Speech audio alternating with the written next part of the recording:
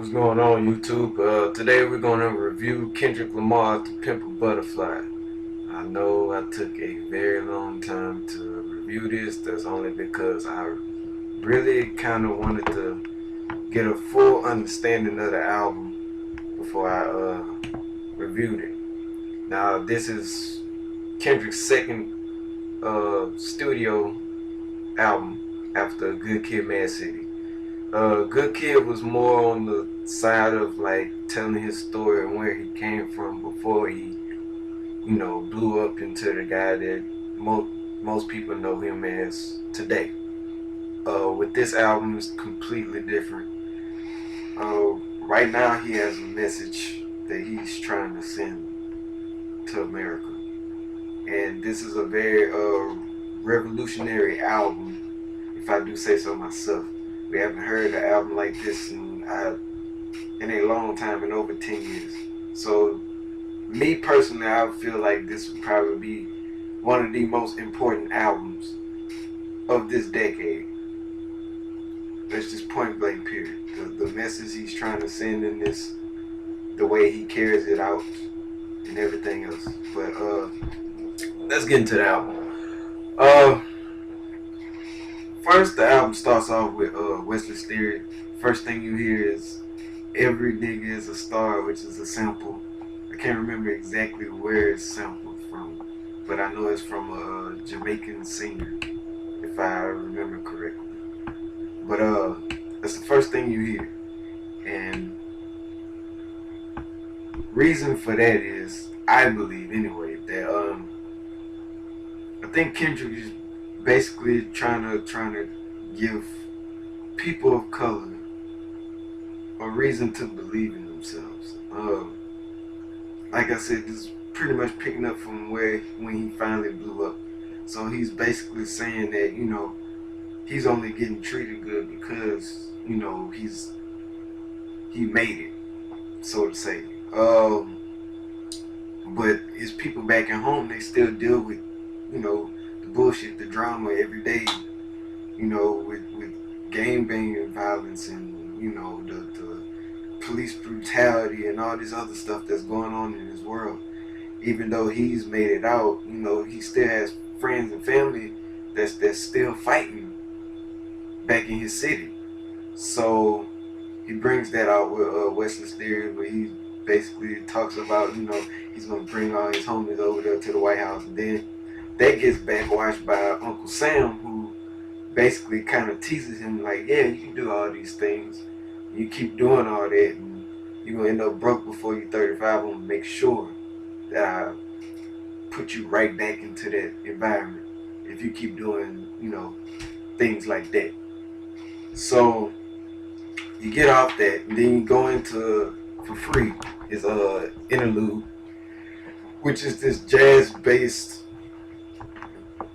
instrumental with this woman portraying herself as America, and she's basically like telling Kendrick, "Oh, I need this, you ain't shit, you ain't this, that, and the third." And Kendrick kind of comes back and he's saying, like, "Look, this dick ain't free. I made you all this money that with the stuff that I did with this music and all this other stuff, so my dick ain't free anymore. You know what I'm saying? I have value now." He's basically telling people he has self-worth. He goes into King Kunta, which is absolutely one of my favorite songs. I feel like that should be the black racist anthem. He basically labels himself as a king, and most people should label themselves as such, kings and queens. He tells people, I'm a king. I made it out. I didn't see you helping me. Where were you when I was, struggling? And now here I am. I'm a big dog and king now. So then you get into that great track, very funk based. I hear a lot of samples from DJ Quick in that. There's a sample from DJ Quick in this, which also is a sample of James Brown. So I thought that was really dope how he did that. Then you jump into Institutionalized with Snoop Dogg. What I loved about this track is you get the old Snoop in this, the one from Doggy Style, the G-Funk Snoop. You get bombarded with that in as far as like the hook anyway, where he basically explains Kendrick and how he's, you know, lost in the world or institutionalized by his city. You know, regardless of the fact that he's made it out, it's still, you know, that stuff that he had to deal with, that habit, that behavior that still carries out with him regardless of where he is. So he may be in Hollywood, or he may be in New York, or he may be out of the country in England, but he still has those Compton roots, you know, deep within him that he can't hide it. You know what I'm saying? So you get hit with These Walls, which is a nice smooth track. I really enjoyed that. Um, yeah, it was okay. I like it. Don't get me wrong, I do like this song. The Bailout, you get kind of like this nostalgic feel with it's a lot of Prince elements, a lot of soul funk elements within this whole entire album really. Uh, then you get into You, which is probably Kendrick's darkest song that he's probably ever written. Kendrick basically goes at himself, blaming himself for things that he pretty much can't control. But it's like he feels a certain type of way about it. His friends and family, they're blaming him for, you know, not being able to show up and see his partner before he died because he got shot up and things like that. And he feels bad about that, not being able to go spend time with his homie before he passed away. He feels bad about that. He feels bad about, you know, him not being able to spread his message to his sister because his sister got pregnant, and he thought that, you know, the song he made from back in Section 80 with Keisha's song, he thought that would have, you know, saved her. And considering the fact that she got pregnant at a young age, now he's, you know, he's feeling guilty of that. Feels like he should have been able to do something with that. Then you go in and it flips everything around with that with All Right. And he gets in, he's saying, despite all this bad stuff going on, despite how I feel right now, as long as God got me, I'm good. We gonna be all right. Which is a good track for us now, considering the fact that everything that's going on today with the police brutality and the Baltimore riots and everything else that's going on right now currently. This is definitely something that we need to hear, as far as like a anthem or of sorts, to kind of help push us forward into better situations and making better decisions for ourselves.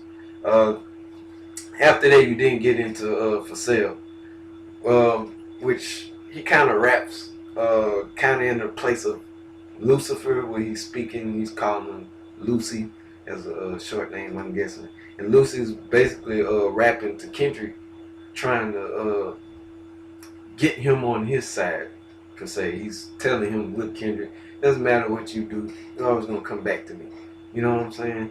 Like, you're always going to do something sinful, and I'm going to be right here waiting on you, you know. And after that, you get into mama and hood politics and how much a dollar costs. Well, basically, that's basically where Kendrick goes home, according to this poem that you hear throughout the album. He reveals it line by line with each track, or every couple of tracks. He throws a little extra line added on to this somewhat poem that we get to hear, that's revealed to us at the end of the album with Mortal Man. And this is basically his home tracks, where he goes home and he reflects back on things with these songs with Mama. He basically is talking about his trip when he went to Africa and he met this little boy that resembled him. And he's talking to him like, you know my language, but I forgot. You're famous now, so it's kind of, a different thing, but I can kind of get you back to where it is. But if you feel some type of way, I'll back off and let you do you. He then gets into hood politics. He's talking about his homies, you know, being back at home, how much a dollar costs. He speaks on his meeting with a homeless person. He basically breaks it down to what if that homeless man was God himself. He explains and raps on with that. Then you get into Complexion, which is one of my favorites. It's one of my favorite tracks ever. Where he tells this story of him being a field nigga, and he fell in love with a house nigga, chick that's in the house. Basically explaining that she's light skinned. Well, we all know Kendrick's dark skin. So he basically explains in the song like it doesn't matter what shade or color you are, love is love regardless of the color. It doesn't matter if you're black, white, Asian, Hispanic, whatever.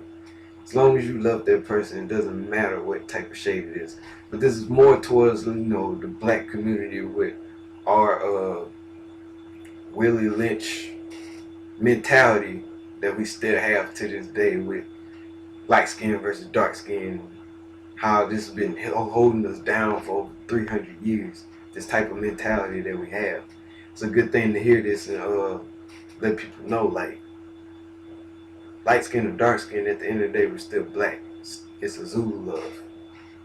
And another thing that I love about this track is it has my favorite female MC today, and that's Rhapsody. And Rhapsody, she did her thing. And I read a couple of interviews on how they came about with Kendrick being in Africa, and he basically explained to Rhapsody about the message he wanted to get across.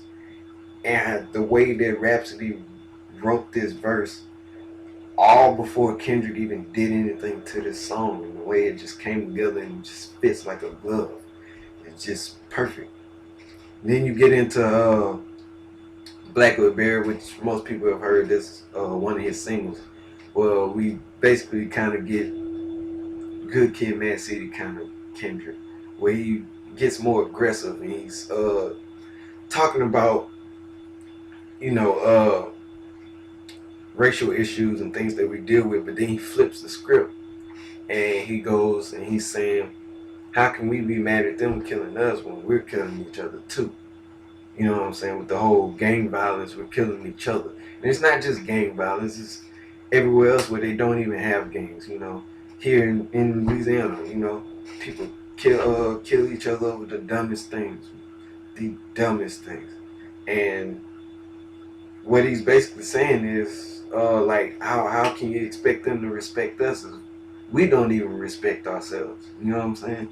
So it goes in with that. Then he comes in when you ain't gotta lie, Mama said, where he's basically telling everybody, look, man, you don't have to sit there and portray yourself as a certain person just to fit in. You know what I'm saying? Just be yourself and the right people will love you, regardless of what it is. And it's so needed. Then you get into the Itraq, which at first it threw me off because you hear this live version. And I really don't like live versions in albums like that. But then you, as the song goes on, you then get this underlying message where the people are kind of not hearing Kendrick sing this song. And then all of a sudden a fight breaks out in the middle of his performance. And Kendrick goes and he stops, you know, people from arguing and carrying out, you know, going on. Then he breaks down this freestyle at the end where he breaks down this word, his niggas from Ethiopia, and he kind of like goes and gives Oprah a reason to why we use the word, the N word, and he's basically saying that it comes from this word niggas, which actually means king and royalty and emperor. So it comes from a positive place, but it got turned into something dark and negative. So he explains that. Then we get into Mortal Man, which, like I said, we get into this poem. He reveals at the end that we've been hearing, you know, line after line. We finally get to hear the whole entire thing, and it turns out to be imaginative interview between Pac and himself, and that blew my mind, bro. It blew my mind just hearing it, because when he took an interview that no one's even heard before, and he makes it to where he's like interviewing him as if Pac was still alive today. On top of that, the stuff that Pac says within that interview is so relevant of today and everything that's going on. Literally, with the whole people getting tired of being treated like this, and it's gonna get, it's gonna get dangerous. And sure enough, like literally, what, maybe 2-3 weeks after this album's drop, here we are with the same stuff that he just said in this album with the Baltimore riots and stuff. It's getting to the point where people are getting tired of being treated this way. And overall, this album is amazing. It's completely black. This is a black album. Black. It's full of black elements, funk to jazz to soul to blues to gospel. There's a little bit of everything in here that our race has created and put on this earth. And there's a little bit of those elements within this whole entire album. And it's so difficult to say that you don't like anything off of it. There's something for everybody on this album. There's no way you can sit there and not like this album at all. There's one song that you can always go back to. Or there's one song that reminds you of your own situation. So he has a little bit of something in here. Me personally, I like this better than Good Kid, Mad City. Reason being because on top of it having a message, it's so relevant for today's time and right now. And like I said, it's so needed. We need this. We need to hear things like this. And I wish a lot of rappers, took this avenue and went in this direction, because right now, this is what we need. We don't need turn up music all the time. We need music to help us get through the day. Not every day is a good day. Sometimes you want, sometimes you run into like obstacles, you hit dead ends and things like that. And you don't feel like turning up at that time. But with this album, like I said, it was well put together. I'm very happy of Kendrick and where he's been going so far. Been watching him since Kendrick Lamar EP, and he's been doing nothing but progressing from then on out. And it's just been amazing to watch him grow into this artist that I had faith for him to be. And now he's taking his fame and he's doing something positive with it. He's spreading the message. And you don't get that too often with all these mainstream rappers out now.